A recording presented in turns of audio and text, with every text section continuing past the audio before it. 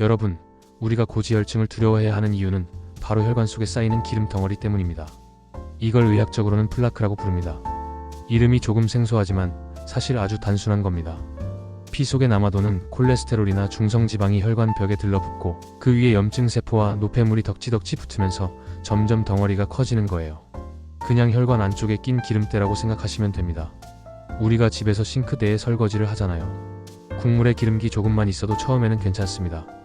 물로 씻으면 다 내려가는 것 같죠. 그런데 매일매일 조금씩 흘려보내면 어떨까요?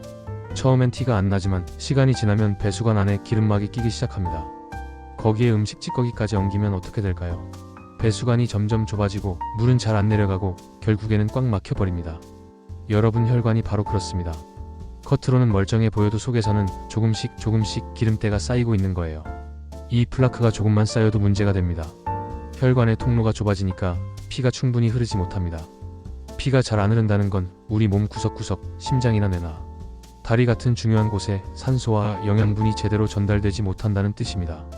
심장으로 가는 혈관이 좁아지면 협심증이 생기고, 뇌로 가는 혈관이 막히면 뇌졸중이나 뇌경색으로 이어지고, 다리 혈관이 막히면 조금만 걸어도 종아리가 터질 듯이 아프고, 심하면 발끝까지 피가 안 통해서 괴사가 오는 경우도 있습니다. 발끝이 까맣게 변해서 결국 절단하는 경우도 있어요. 여러분, 상상만 해도 무섭지 않습니까? 또 플라크는 혈관을 딱딱하게 만듭니다. 원래 혈관은 고무줄처럼 말랑말랑해서 필요할 때는 넓어지고 또 줄어들기도 하면서 혈류를 조절합니다.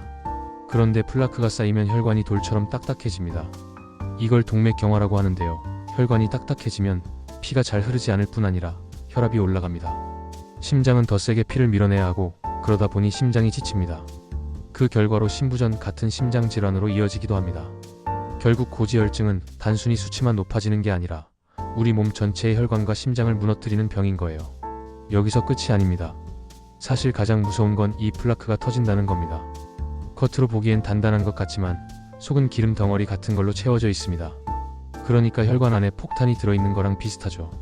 어느 순간 혈류 압력을 이기지 못하면 플라크가 터져버립니다. 그러면 그 자리에서 피가 엉기면서 혈전, 즉 피떡이 생깁니다. 이 피떡은 굉장히 빠른 속도로 혈관을 꽉 막아버립니다. 여러분, 그 순간 어떤 일이 생기는지 아십니까? 심장혈관이면 심근경색이 오고, 뇌혈관이면 뇌졸중이 오는 겁니다. 가슴이 찢어질 듯 아프거나 갑자기 쓰러져서 말이 안 나오고 몸 한쪽이 마비가 오는 거죠. 이건 단순한 불편이 아닙니다. 목숨이 왔다 갔다 하는 응급 상황입니다. 제가 아는 한 어르신이 계셨습니다. 매년 건강검진을 받으셨는데 늘 의사 선생님이 콜레스테롤 수치가 좀 높다고 했습니다. 그런데 어르신은 늘 이렇게 말씀하셨어요. 나는 괜찮아.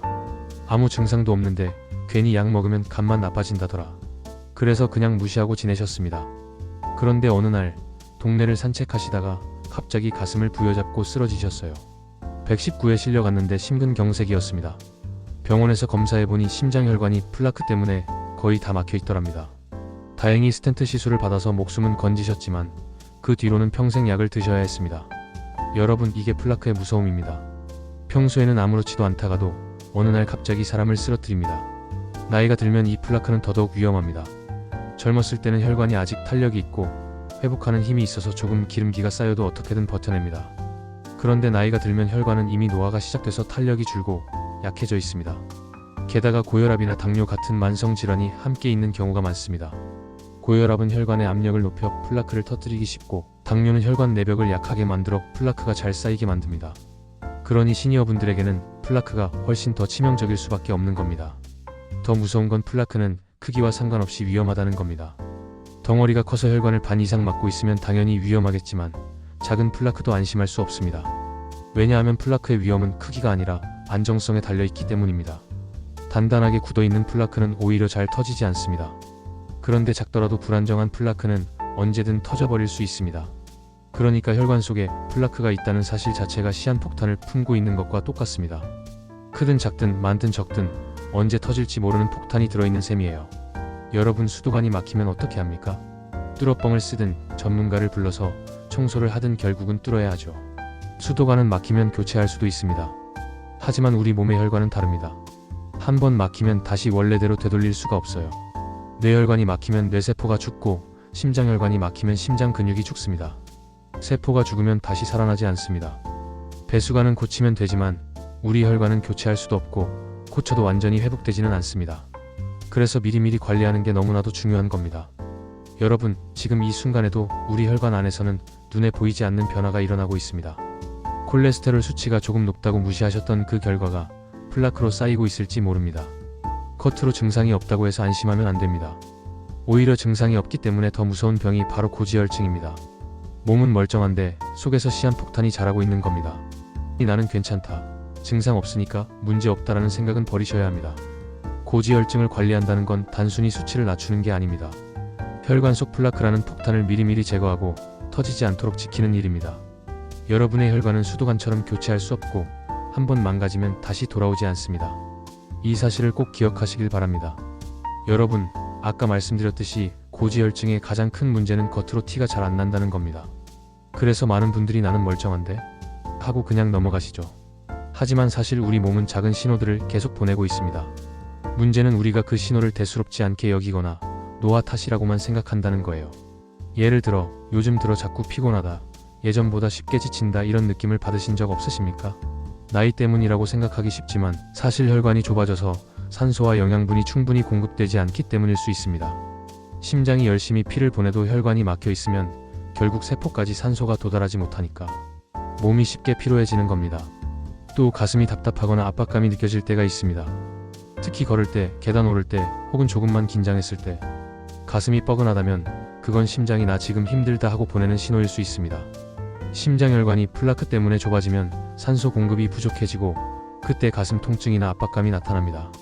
많은 분들이 그냥 소화가 안 되나 보다, 체했나 보다 하고 넘어가시지만 사실은 협심증 같은 심장 질환의 초기 신호일 수도 있습니다. 어지럼증이나 두통도 마찬가지입니다. 뇌혈관이 좁아져서 피가 잘 안 통하면 뇌에 산소가 부족해집니다.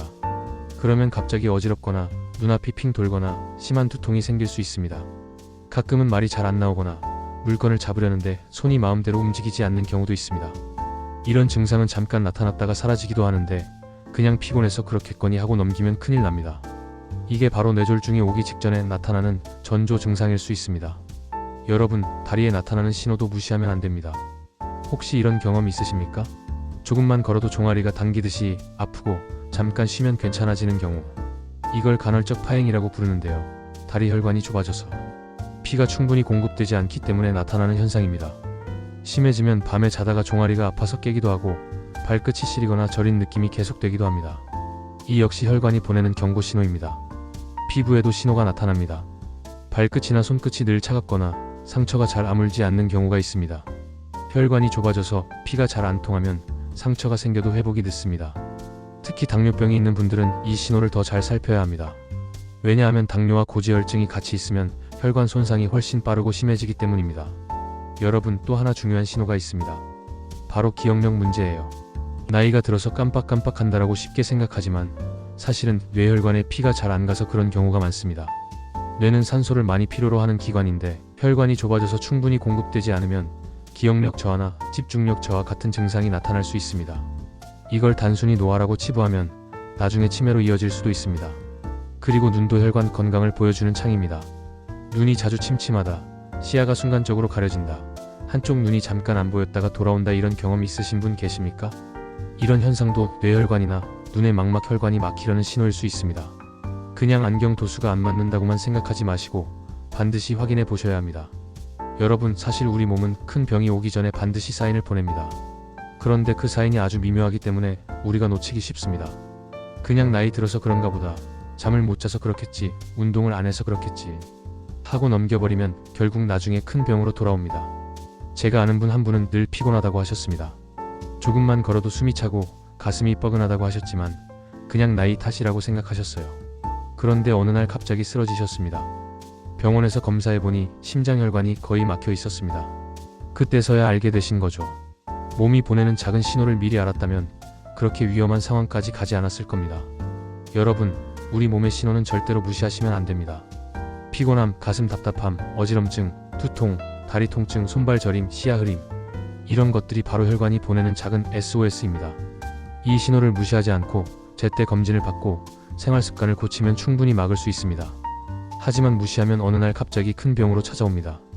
그러니까 오늘부터라도 내 몸이 보내는 신호를 잘 들어보시길 바랍니다. 그냥 나이 탓이라고 생각하지 마시고 혹시 내 혈관이 힘들어하고 있는 건 아닐까 하고 한 번쯤 의심해 보시는 게 여러분의 건강을 지키는 첫걸음입니다.